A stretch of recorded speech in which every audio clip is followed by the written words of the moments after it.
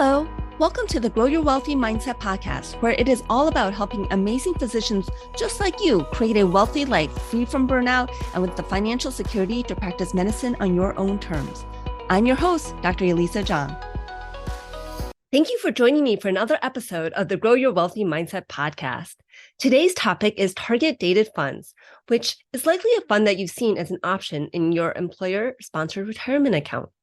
The idea behind target dated funds is that you can pick the year in which you plan to retire, and the fund will allocate your portfolio to be more conservative as you approach retirement, choosing the best asset allocation over the years so that you can buy one fund and essentially fund it and forget it.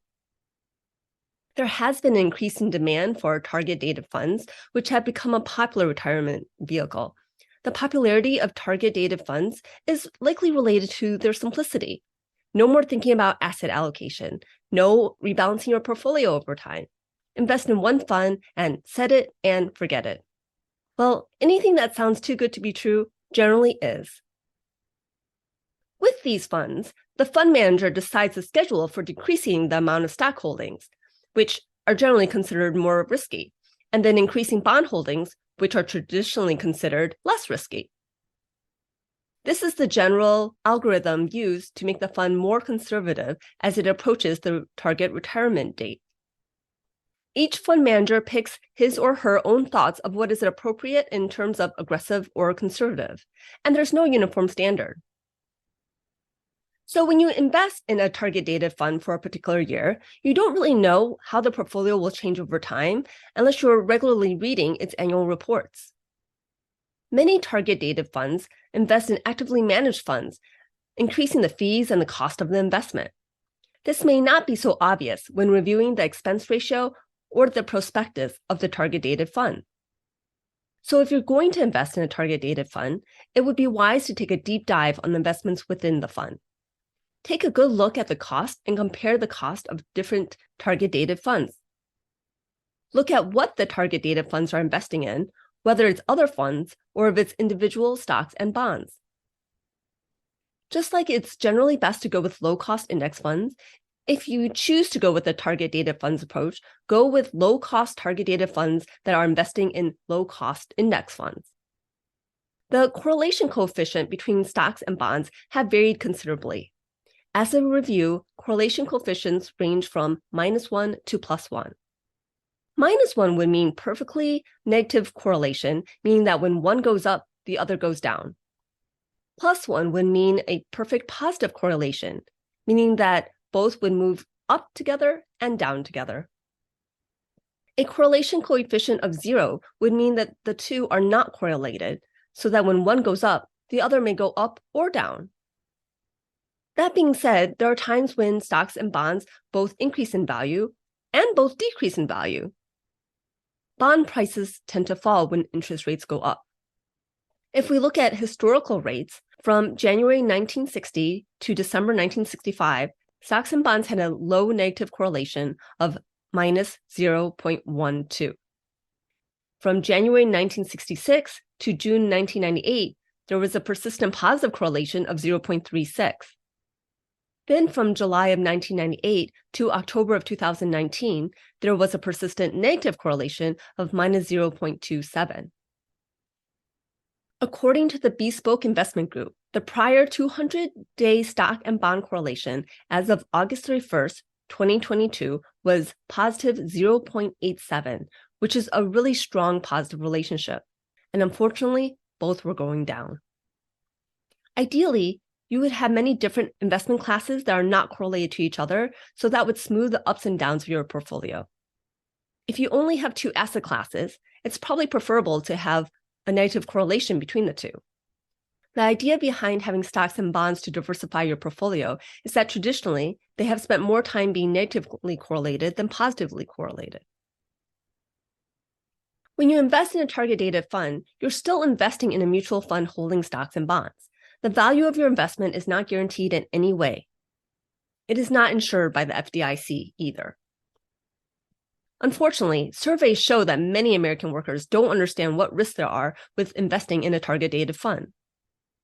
A survey of 250 American workers conducted by the Behavioral Research Associates found that employees who invested in target-dated funds had many misconceptions. 61% of people said they thought that the target fund made some kind of promise. When they were asked to describe what promise that was, examples ranged from, quote, secure investment with minimal risk, end quote, or, quote, it's like a guaranteed return on investment even when the market bottoms out, end quote, and even, quote, a comfortable retirement, end quote. Some of the other findings that they had included that over 60% of employees say that investing in a target-dated funds means that they will be able to retire on that target date. 38% thought that target-dated funds offered a guaranteed return. The truth is, there's no guarantee of any type with a mutual fund. 41% thought that there was no chance of losing money in any one-year period, which is definitely not the case. Again, target funds are invested in stocks and bonds, and they certainly can lose money in a one-year period. 70% think that they're equally as likely or less likely to lose money in a one-year period as compared to investing in money market funds. So when you invest in a money market fund, you typically don't lose money, except you lose the value of money towards inflation. When you invest in a target-dated fund, it can go up or it can go down. When it goes up, it can go up fantastically and give great returns. It can also drop drastically and really lose a lot of value. There's no predicting what happens with the stock market, or even what happens with the bond market. This information was presented to the SEC on June 18th of 2009. Another research firm, Janus, also conducted a survey of what people thought about target-dated funds. They found that 65% of target date fund holders believe that target date funds need to be combined with other funds to achieve their desired level of retirement income. Over 60% of target date fund holders also believe that these funds need to be combined with other funds to actually achieve a diversified portfolio. Approximately 60% of people invested in these target dated funds who rely on their employer the most for advice incorrectly believe that target-dated funds provide pension-like guarantees. More than 40% of these investors believe that target-dated funds is a fund that blends all the other funds in their 401k for them. 40% of those invested in target-dated funds selected the year of the fund based on the year they expect to leave their current employer, even if they don't plan to actually retire at that time. Target date funds were developed to prevent employees from making really poor investment decisions when they were investing in their retirement accounts. Prior to target date funds, many people invested in their own company stock. Many Enron employees had 100% of their retirement savings in Enron stock, and they lost everything when Enron went bankrupt. There are other studies that show that if an employee has 10 options in their retirement account, they would often choose to divide up their money equally by putting 1/10 into each option. Others never made an investment decision, and all the money just sat in cash for years or even decades. I've actually seen this happen to a physician. I've coached a physician who had been putting money in her retirement account, but leaving it in essentially cash.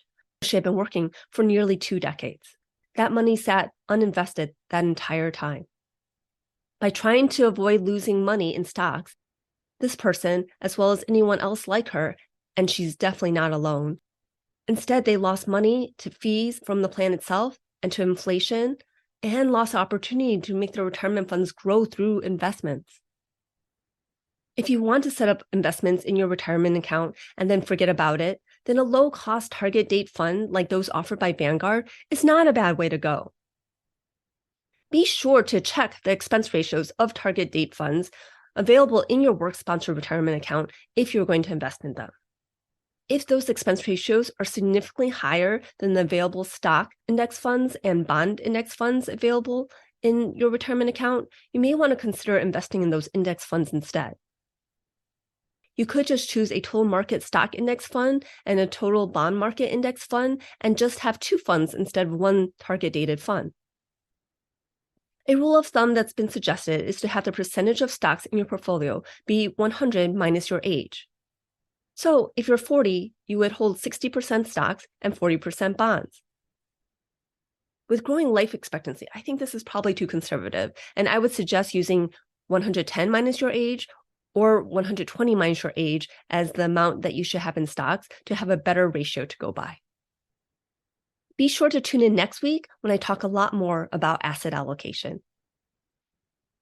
If after listening to this episode, you're rethinking investing in target date funds, then I encourage you to tune in next week where I'm going to talk a lot more about asset allocation. If you feel like you're getting a lot of value out of this podcast, I'd really appreciate if you'd share it with your friends and colleagues. We can all work together in order for all of us to build our wealth. As always, thanks for listening. If you enjoyed this episode, I would love it if you could share it with your friends and colleagues. And now for the disclaimer. I am not a certified financial planner, accountant, or attorney, and nothing I say should be construed as professional investment, tax, or legal advice. This show is primarily for your education and entertainment. I am a physician, but I'm probably not your physician. So if you need any medical advice, please contact your own physician. Thank you.